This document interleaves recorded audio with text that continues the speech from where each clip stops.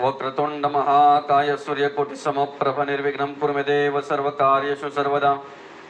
या कुन्देन्दु शारदवलय शुभ्रवस्त्रावृतया विनावर्दण्डमण्डितकरया श्वेतपद्मासना या ब्रह्माच्युत शंकरा प्रभृति विदेवे सदा वंदिता सामनपतु सरस्वती भगवती निशेष जाड्या पहा। पांडुरंग परमात्म्याच्या चरणी नतमस्तक होऊन श्री गणेशाला वंदन करून श्री सद्गुरु चरणी शिर साष्टांग नमस्कार घालून आजच्या या सेवेच्या 68व्या भागाला आपण सुरुवात करत आहोत। आतापर्यंत आपण 67 भाग श्रवण केलेले आहेत। आज आपण 68वा भाग श्रवण करत आहोत। आपण विवरण घेत आहोत दासबोधातील पहिल्या समासातील तिसऱ्या ओळीवर नवविधा भक्ती आणि ज्ञान बोळले वैराग्याचे लक्षण। वैराग्य या चरणावर आपण चिंतन करत आहोत। बोळले वैराग्याचे लक्षण 67व्या भागामध्ये आपण बघितलं की वैराग्य हे अनेक प्रकारचं आहे। त्यामध्ये विशेष करून वैराग्य म्हणजे काय किंवा विवेक वैराग्य म्हणजे काय याचं चिंतन आपण थोडक्यात केलेलं आहे। त्याच चिंतनाला धरून आज पुढे आजच्या या 68व्या भागामध्ये आपण श्रवण करणार आहोत, विवरण घेणार आहोत। आपण बघितलं की समर्थाने सुद्धा वैराग्याची उपमा काय सांगितलेली आहे, वैराग्य कशाला म्हणतात, आणि विशेष करून समर्थाने विवेक वैराग्याची जाणीव करून दिलेली आहे। विवेकातून निर्माण होणारा वैराग्य, विवेक विषयापासून वेगळं होणं, विषय वेगळे करणे। विवेक विषय वेगळे करणे।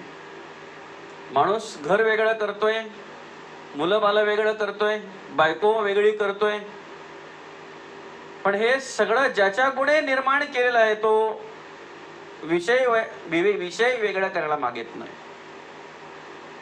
आणि ते विषय वेगळा करण्याचं ज्ञान ज्याच्यातून प्राप्त होतंय, सामर्थ्य ज्याच्यातून प्राप्त होतंय त्याला म्हणतात विवेक वैराग्य। त्याच्यातून घडणारी कर्म म्हणजेच वैराग्य। देवाचं होऊन राहणं, देवाचं स्तवन श्रवण करणं, अखंड त्या भगवंताचं स्तवन करणं, चिंतन करणं, आणि ज्या पद्धतीने आपल्याला घरामध्ये देवाने गृहस्थ आश्रमामध्ये आणलेला आहे त्या पद्धतीने आपण आपल्या घरात राहणं याला वैराग्य म्हणतात। म्हणजे बाप ह्या अधिकाराने राहणं,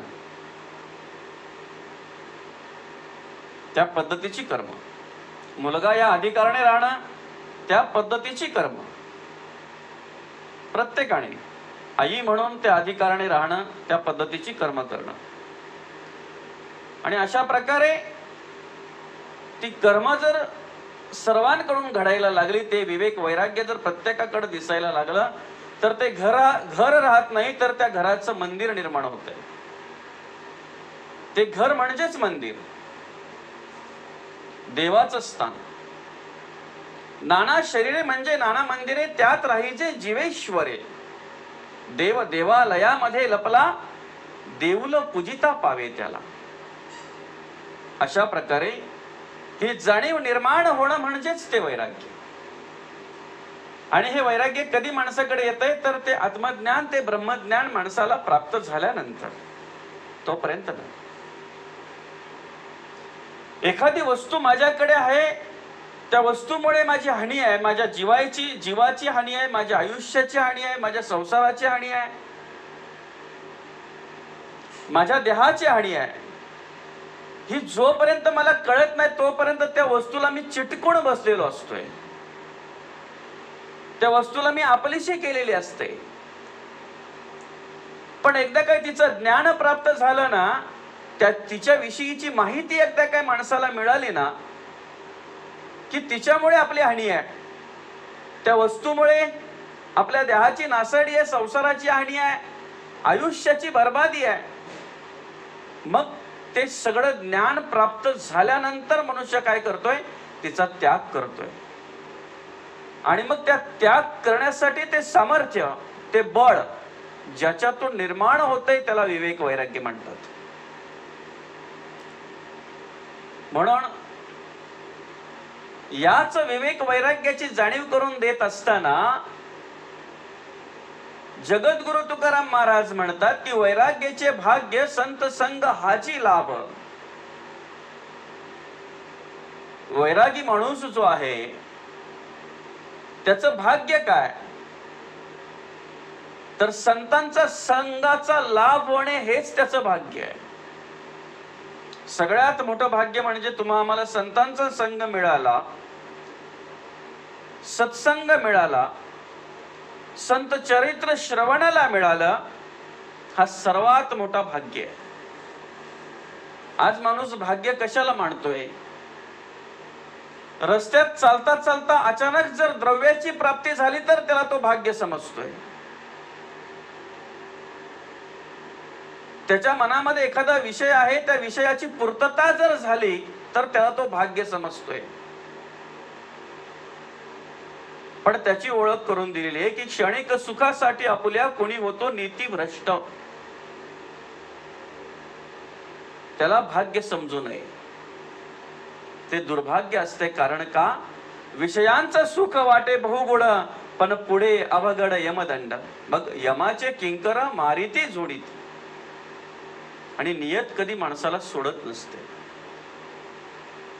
कर्माची जी गती आहे ती जर डाव्या डोळ्याने कर्म केली तर ती डाव्या डोळ्यालाच फेडावी लागतात. उजवा डोळा जर फेडू शकत नाही तर बापाने केलेल्या पाप कर्माची जी परतफेड आहे ती बापालाच करावी लागणार आहे, मुलगा करू शकत नाही. आणि मुलाने केलेली वाईट कर्माची जी परतफेड आहे ती मुलालाच करावा लागणार आहे, ती बाप फेडू शकत नाही. म्हणून किती जरी जिवलग मित्र असेल तर तो आपल्या डोक्यावरचं ओझं फक्त घेऊ शकतो, पण पाप कर्माचं ओझं मात्र कोणीही घेऊ शकत नाही, कोणीही नाही. जैसे ज्याचे कर्म तैसे फळ देतो रे ईश्वर. ज्या पद्धतीची कर्म माणसाकडून घडत असतील ना त्या पद्धतीचं फळ माणसाला मिळणारच आहे नक्कीच. जर तुमच्याकडून वाईट कर्म घडत असतील तर त्याला वाटेकरी कोण नाहीये, जो करतोय त्यालाच ते फेडावं लागणार आहे. डाव्या हाताने जर वाईट कर्म केली तर डावा हातच फेडणार आहे, उजव्या हाताला फेडावी लागणार नाहीत. मग किती जरी जिवलग मित्र असेल तरी आपल्या पाप कर्माला वाटेकरी मात्र कोणी होऊ शकत नाही. तो मित्र नाही, आपले आई वडील नाहीत, आपली धर्मपत्नी नाही, आपली मुलं नाहीत. ही जाणीव ज्या वेळेला एखाद्या माणसाच्या पिंडामध्ये निर्माण होते ना त्यावेळेला त्याने केलेल्या कर्माचा पश्चाताप आणि अनुताप त्याच्या पिंडामध्ये निर्माण होतो. आणि मग जी उपरती निर्माण होते त्या उपरतीने कर्मामध्ये जे परिवर्तन घडतंय, विचारामध्ये जे परिवर्तन घडतंय, गुणांमध्ये जे परिवर्तन घडतंय, आचरणामध्ये जे परिवर्तन घडतंय त्याला विवेक वैराग्य म्हणतात. नक्कीच. म्हणून जगद्गुरु तुकाराम महाराज म्हणतात की वैराग्याचे भाग्य संत संग हाची लाभ. आम्हाला संतांचा संघ झाला हेच सर्वात मोठं आमचं भाग्य आहे. आम्हाला संतांचा संघ मिळाला हाच सर्वात मोठं आमचं भाग्य आहे.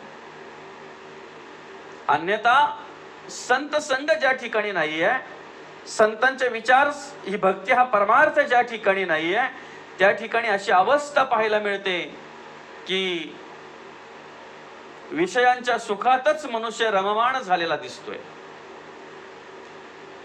त्याला कळत नाही की मला पुढे काय गती आहे. आज मी जी कर्म करतोय, आज मी जे उपभोगतोय, जे भोग उपभोगतोय त्याच्या पुढे काय अवस्था आहे ही त्याला कळत नाही. आणि त्याची ओळख व्हावी म्हणून समर्थांनी दासबोधामध्ये मांडलेला आहे. शतवर्ष वय नेमिले त्यात बालपण नेणता गेले, तारुण्य अवघे वेचले विषयांकडे. तारुण्य एकदा का विषयांकडे वेचलं गेलं, विषयांकडे आकर्षित झालं, विषयांकडे वळलं गेलं तारुण्य, मग पुढे त्या तारुण्यात केलेली कर्म वृद्धपणी नाना भोग भोगणे लागे कर्म भोग. आता भगवंताचा योग कोणे वेळे. कारण संचित आहे तोपर्यंत सांभाळतात, संचित संपता संचिताचे शेष मग ढकलून देते. म्हणून जोपर्यंत संचित आहे तोपर्यंत मनुष्य कर्म करत असतोय, त्याला कळत नाही मी काय करतोय ते. चांगली कर्म करतोय की वाईट कर्म करतोय हे त्याला कळत नाही. आणि अशा अवस्थेत तो त्या जवानीच्या धुंदीमध्ये, त्या तारुण्याच्या धुंदीमध्ये नको नको ती कर्म करत असतोय. पण शेवटी अवस्था अशी होती की त्या कर्माची परतफेड त्याला ज्या वेळेला वृद्धावस्थेत फेडायची येते, त्यावेळेला मात्र एक एक एक एक कर्म त्याच्या डोळ्यासमोर येत असतात. आणि मग त्यावेळेला पश्चाताप होत असतो त्याला की मी काय केलं, करायला नको होतं. पण ज्या वेळेला पश्चाताप होत आहे त्यावेळेला भांडवल संपलेलं असतंय सगळं. दृष्टी गेलेली असते, ऐकायला कमी येते असते, मुखाने देवाचं स्तवन करू शकत नाही, हाताने देवाचं भजन पूजन करू शकत नाही, अशी अवस्था झालेली असते. देह क्षीण झालेला असतोय, संचित संपलेले असते, शेवटची वेळ आलेली असते, शेवटची घटका मोजत असतो. आणि अशा वेळेला देह खितपत पडलेला असताना तारुण्यात केलेल्या कर्माची सगळी स्टोरी पुढे त्याला दिसत असते, सगळं चित्र पुढे दिसत असतंय. पण त्यावेळेला वेळ संपलेली असते. म्हणून संत म्हणतात, घटका गेली पले गेली तास वाजे ठणाणा, आयुष्याचा नाश होतोय राम कार्य म्हणाना. संचित असताना ही कर्म करायची आहेत, संचित असताना हा परमार्थ करायचा, संचित असताना ही भक्ती करायची. म्हणून मागे आपण विवरण करता करता एकदा विवरणात घेतलं बघा, वैराग्यावरच विवरण करत असताना दात पडल्यानंतर कोणीही म्हणेल की मला आज चणे आवडत नाही, पण दात असताना चण्यांना हात जोडायचे. बाबा रे, माझे नाहीत ते, माझ्या कार्डावरचे नाहीत ते, देवाच्या कृपेने ते मला प्राप्त झालेले नाहीत, ते दुसऱ्याचे आहेत, मला नको आहेत ते. याला वैराग्य म्हणतात. आणि ह्याच वैराग्याची जाणीव, ह्याच वैराग्याची ओळख संतांनी आपल्याला करून दिली. ही कर्म जर प्रत्येकाकडून घडली ना, अशा प्रकारची कर्म जर प्रत्येकाकडून घडली ना, तर अत्याचार होणार नाही, भ्रष्टाचार होणार नाही, हिंसाचार होणार नाही, नाही होणार. आपलं घराचं मंदिर होईल, गावाचं तीर्थक्षेत्र होईल, नवे नवे संपूर्ण देश देवाचा आणि संतांचा कधी होऊन जाईल तर हे आपल्यालाही कळणार नाही.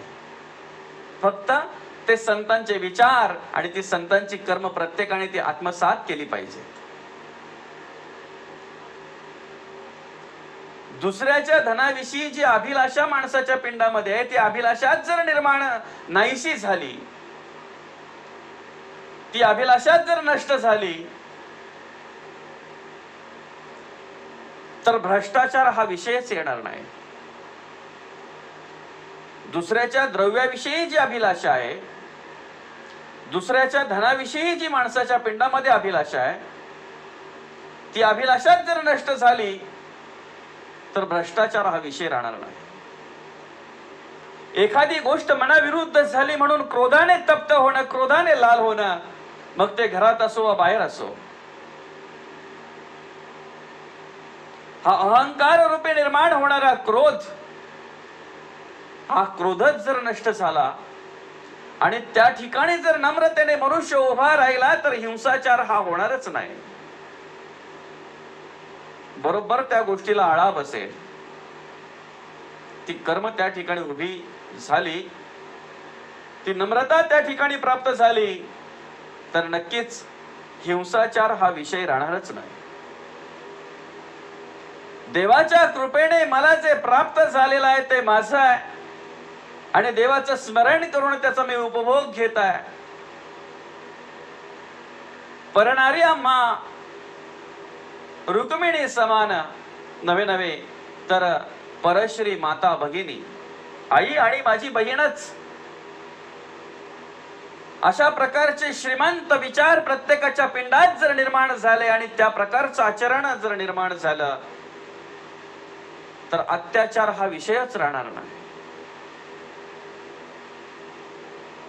प्रत्येक देहाकडे जर ही भूमिका प्राप्त झाली, प्रत्येक देहाकडे जर हे विचार चांगल्या प्रकारचे श्रीमंत विचार प्राप्त झाले संतांच्या कृपेचे, तर घरांचं मंदिर व्हायला वेळ लागणार नाही, गावाचं तीर्थक्षेत्र व्हायला वेळ लागणार नाही आणि प्रत्येकाच्या मनामध्ये परिवर्तन व्हायला वेळ लागणार नाही. म्हणून प्रत्येकाने कर्म करत असताना प्रत्येक वेळी विचार केला पाहिजे की ह्या कर्माची परतफेड मला आहे. चांगलं केलं तर त्याची चांगलीच प्राप्ती मिळणार आहे, पण वाईट केलं तर मात्र त्याचे वाईट भोग निर्माण झाल्याशिवाय राहणार नाही. म्हणून समर्थांनी दासबोधामध्ये आपल्याला जाणीव करून दिलेली आहे, पेरले ते उगवते बोलल्यासारखे उत्तर येते.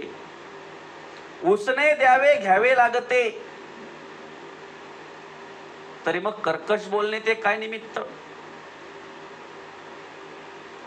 उसने दिलेलं ते परत घ्यावं लागतंय, उसने घेतलेलं ते परत द्यावं लागतंय.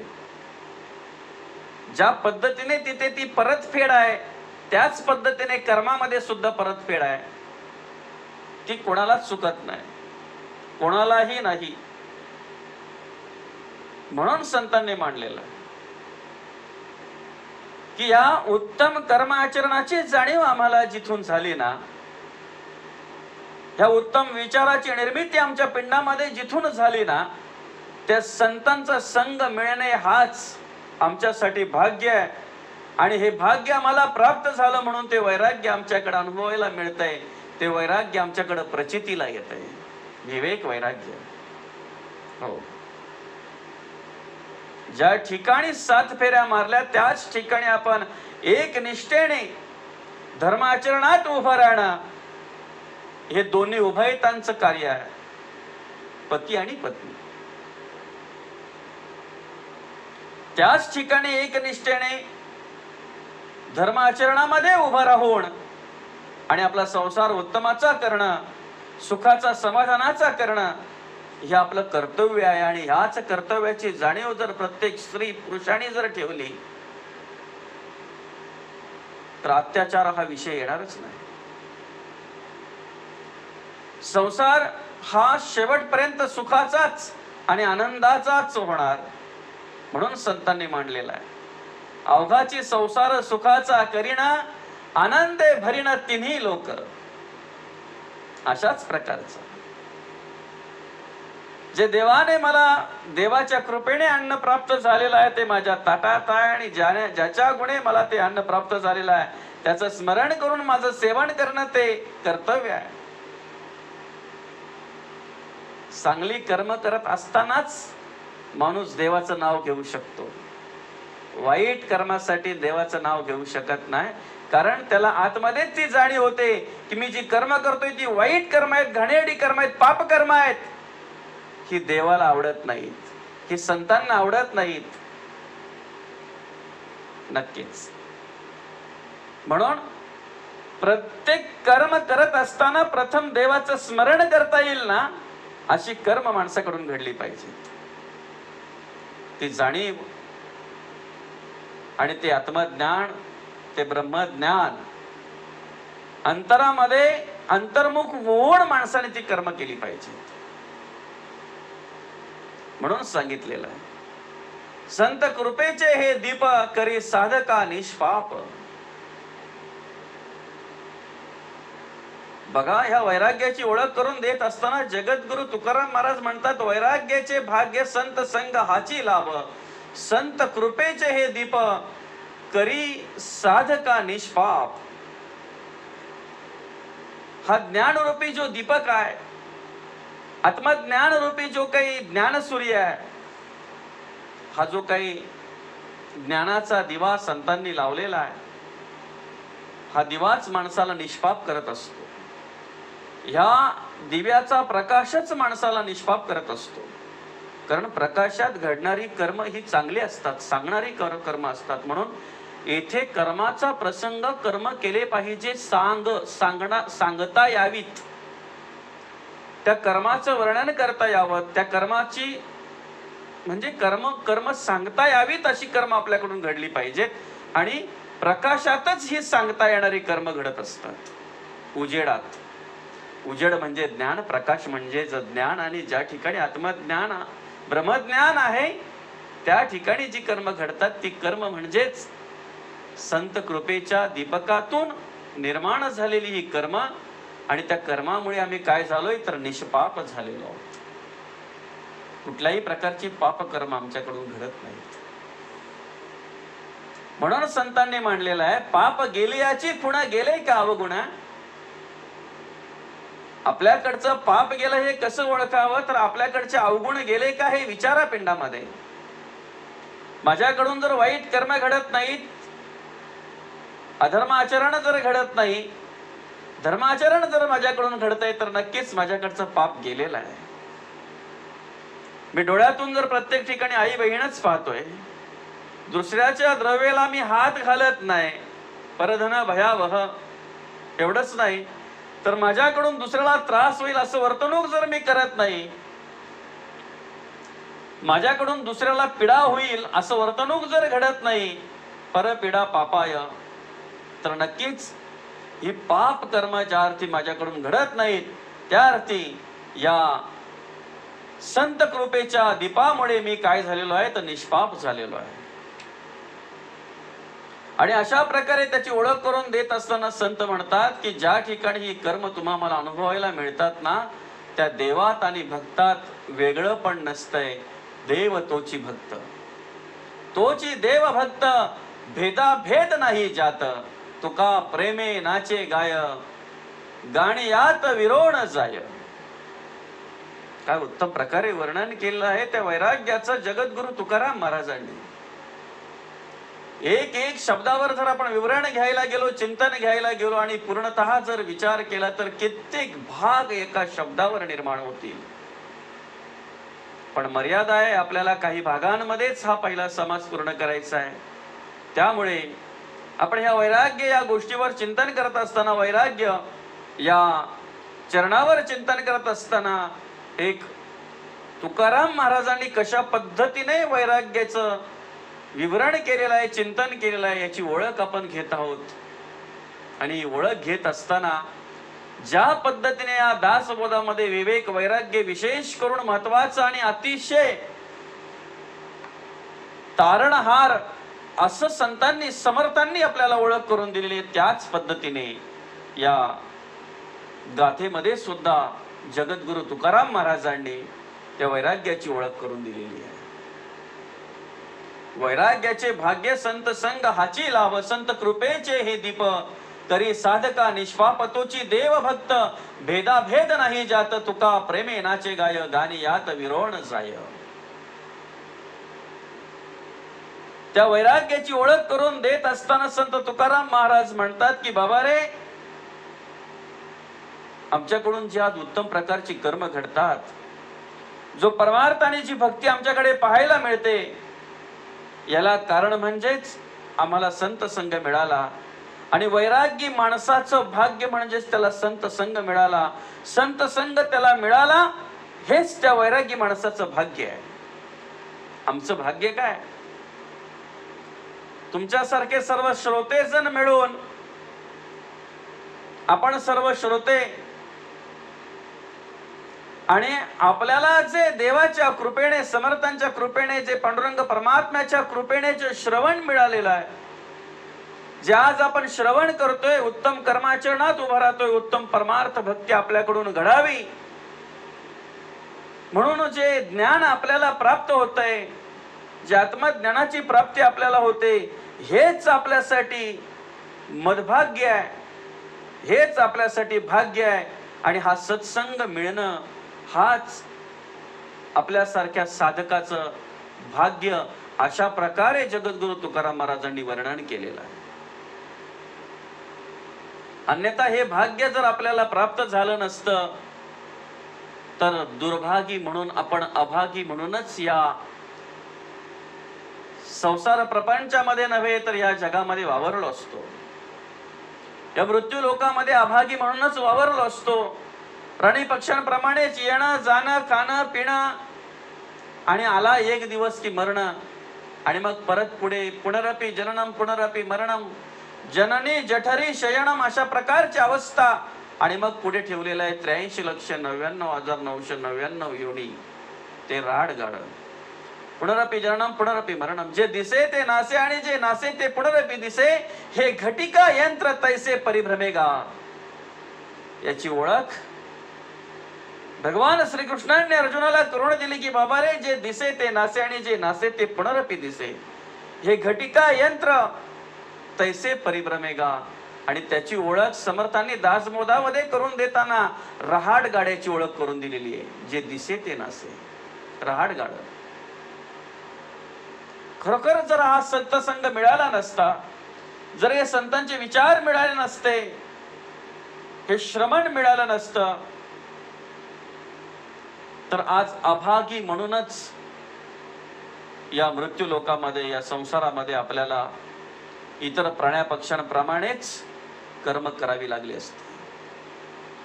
पण जी आज भक्ती घडते, जो परमार्थ घडतो, ही केवळ त्या संतांची कृपा आहे. आणि त्या संतांचा संग मिळणं हाच आपल्यासाठी भाग्य आहे.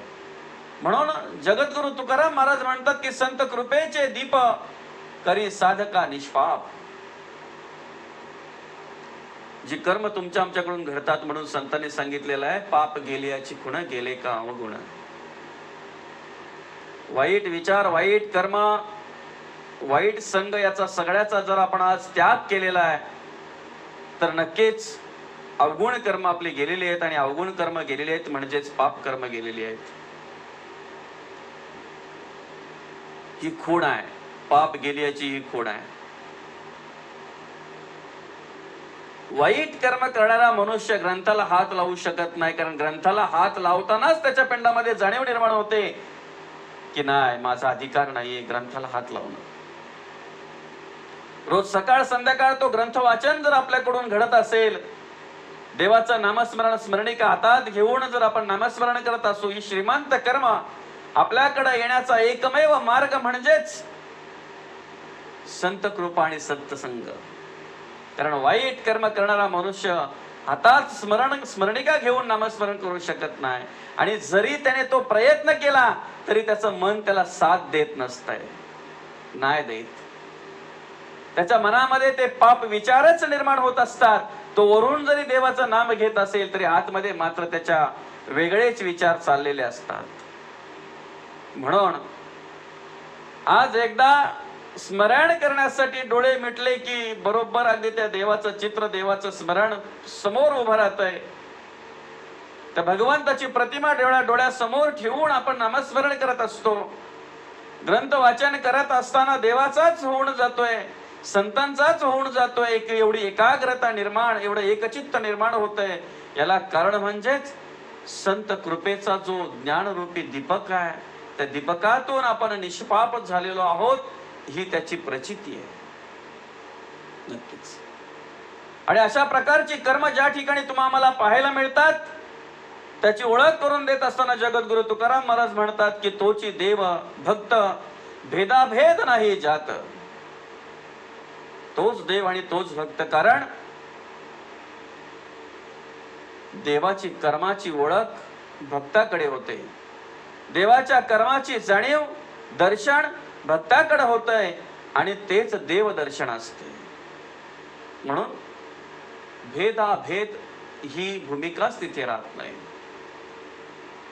आणि मग एकदा देवाचा होऊन गेला मनुष्य की मग जगद्गुरु तुकाराम महाराज म्हणतात, तुका प्रेमे नाचे गाय गाणी यात विरोण जाय.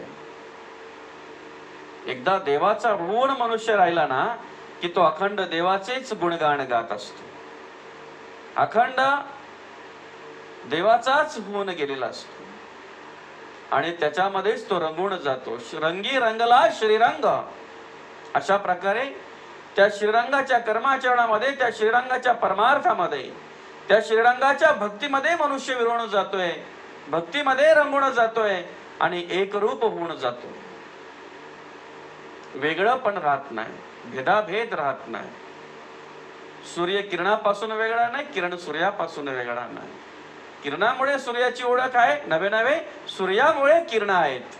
अशा प्रकारचा भेदाभेद न राहता शिष्य आणि देव, भक्त आणि देव, देव आणि भक्त, अशा प्रकारे सगळं काही होत असतं. संतांमुळेच देवाची ओळख आहे आणि देवांच्या सामर्थ्यामुळेच संत आहेत. भेदाभेद नाही. अशा प्रकारची जाणीव ज्या ठिकाणी निर्माण होते त्या ठिकाणी त्या वैराग्याची ओळख होते, त्या वैराग्याची दर्शन घडतंय. त्याला विवेक वैराग्य म्हणतात. आज या वैराग्यावर चिंतन करत असताना आजच्या या 68व्या भागाला आपण या ठिकाणी पूर्णविराम देऊया. रामकृष्ण हरी, रामकृष्ण हरी, रामकृष्ण हरी.